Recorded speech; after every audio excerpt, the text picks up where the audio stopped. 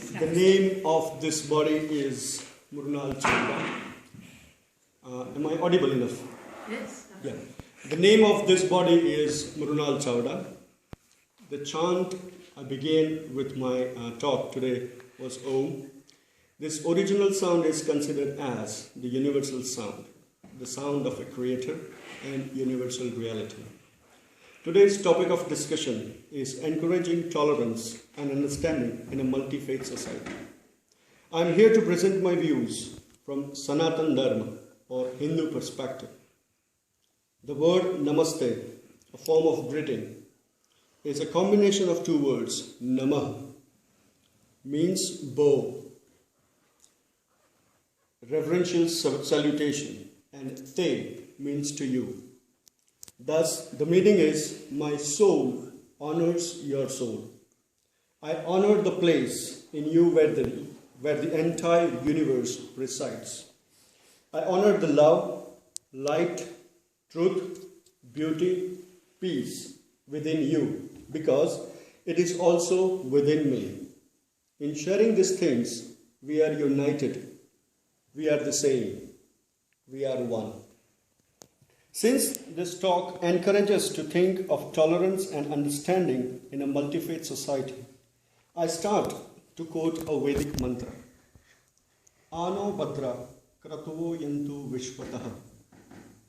That means, let all the noble thoughts come from all directions. Thus, Hinduism or Sanatan Dharma allows growth and absorption of ideas and concepts from everywhere. My mind is stopping at French philosopher Voltaire, who said, I may disagree with you, I may disagree with what you say, but I will defend to the death your right to say it. Hindus or Sanatan Dharma, the eternal faith, symbolizes this notion. This belief, with this core of accepting utmost freedom of thoughts and actions, attracts, holds, and never binds or forbids to question its fundamentals. This core allows many sects in Hinduism, as all these sects follow the Rigvedic proclamation, Ekam Sat Vipra Bahuda Vadanti. There is only one truth. Only men describe it in different ways. Voltaire's thoughts were developed during 18th century. He remarks of Vedas as the most precious gift to the humanity. Along with Vedas, Upanishads, Puranas, Shrutis, Smrutis, Bhagavad Gita are among many other sources of this belief. These sources or schools of thoughts was not founded or written by one, but have evolved and perceived by many rishis. The word rishis comes from a Sanskrit word root, drish, which means to see, and rishi means one who sees. These seers' vision of spirituality have refreshed the message of this dharma. The basic belief of dharma is, I'm using the word dharma instead of religion or faith, because when you come to the word definition of the religion, it is something you are bound to. But dharma is not something which you are bound to. It is your duty, your way of doing an individual thing. The basic belief of dharma is the search for the innermost nature of everything, both external and internal, with the righteous path of living. Dharma is a cohesive force that holds society and civilization together. Hence, the choice of living righteous life in a pluralistic and inclusive society is dependent on individual. Hindu individuals or Hindu devotees can choose to worship God or supreme power in two forms, God as a personality and God as principle. The worship of God as a personality is the worship of being that is represented by images of gods. As a personality, God is worshipped for qualities such as truth, knowledge and compassion. As a personality, three images come to my mind: Brahma, Vishnu, and Mahesh. Brahma is the source of knowledge, so I would equate him with a teacher. Vishnu nurtures and preserves life, so I would equate him with mother. And Mahesh is a transformer, and I would equate him with father.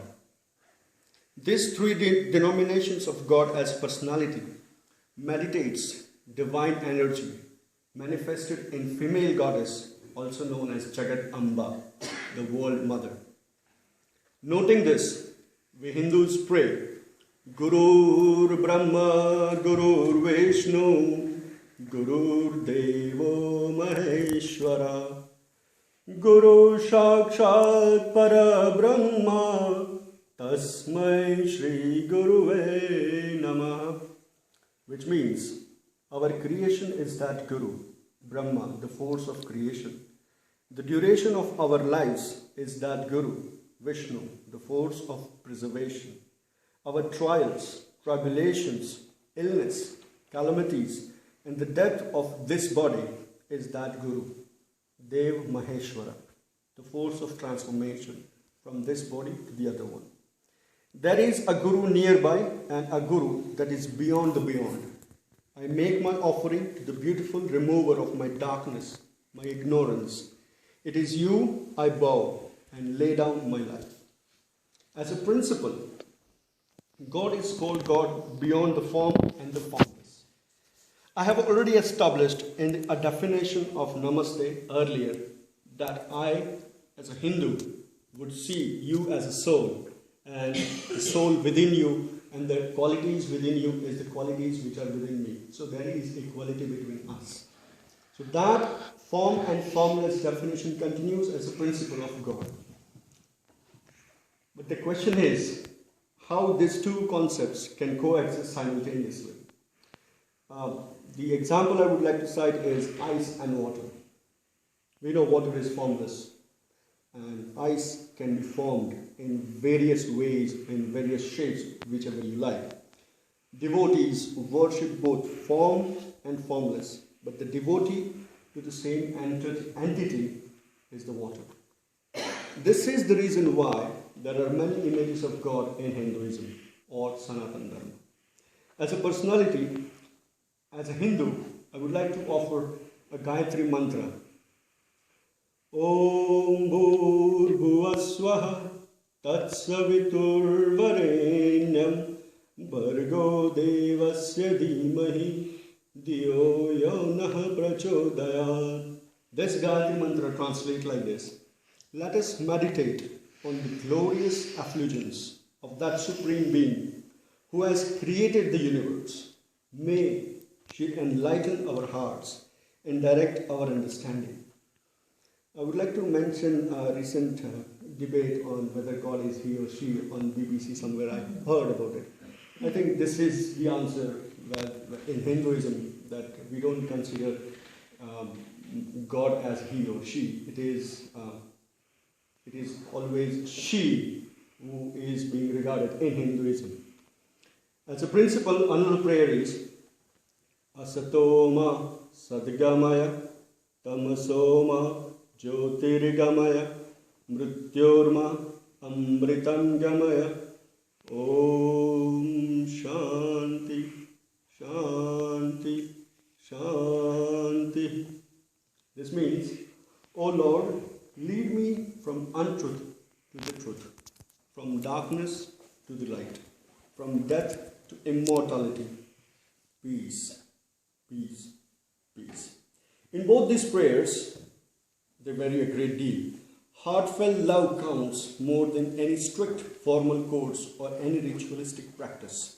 I was just talking about the ways of doing prayers.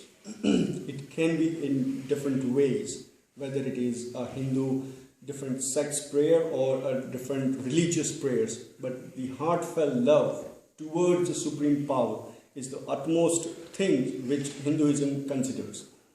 One of the ways of the worship is yoga. June 21st is the yoga day. the United Nations has called it for. The word has been often associated with postures and physical exercises. Yeah, true. But looking at the origin of the word might give us some more insights. The word is formed with its root, Sanskrit word yuj, which means to add, to join, to unite, or even to attach. Now, if we take this meaning in a broad sense, when you are doing yoga, you are actually trying to join yourself with a supreme being or with the supreme being, whatever your belief is, whatever your path is. So in that sense, yoga means a pathway of communing with God through meditation. In this practice of yoga, either in silence contemplation or chanting Om, which I started with this talk, or prayers, the prayers I just recited some of them, can lead towards living a better life and finding our essential identity as the spirit, not the body. Such findings of the self as a spirit in living things teach the sanctity of life, extending our respect to kingdom plants and animals. And therefore, Sanatana Dharma prays, Om Dev Shanti, Antariksha Shanti, Prithvi Shanti, Rapa Shanti, Aushadaya Shanti, Vanaspataya Shanti, Vishwadeva Shanti, Brahma Shanti, Sarvam Shanti, Shanti Reva Shanti Sama Shanti Redi. Om Shanti Shanti Shanti. This means Om, there may be peace in heaven, there may be peace in the sky, there may be peace in the earth, there may be peace in the water, there may be peace in the plants, there may be peace in trees, there may be peace in gods in various worlds, there may be peace in Brahma, there may be peace in all, peace indeed within peace, giving me the peace which grows within me. Om, peace, peace, peace. This Yajurvedic mantra tells us the core of the Hinduism, that the Shanti, that the peace, the peacefulness together, the tolerance and endurance towards others in peaceful way is the core of this religion. Let me cite and recite the final prayer from Taittiriya Upanishad, which I think addresses the theme of this talk today. Om Sahana Vavatu Sahano Bhunaktu Sahaviryam Karvavahe Tejasvina Vaditamastu Ma Vedvishavahe. Om Shanti Shanti Shanti. Which means, may He protect us both together. May He nourish us both together. May we work conjointly with great energy. May our study be rigorous and effective. May we not mutually dispute, or may we not hate any. Let there be peace in me. Let there be peace in my environment. Let there be peace in the forces that act on me. Thus, Sanatana Dharma, or Hinduism, encourages our understanding of truth, tolerance, and endurance in a multi-faith society with a view of freedom of thought and actions.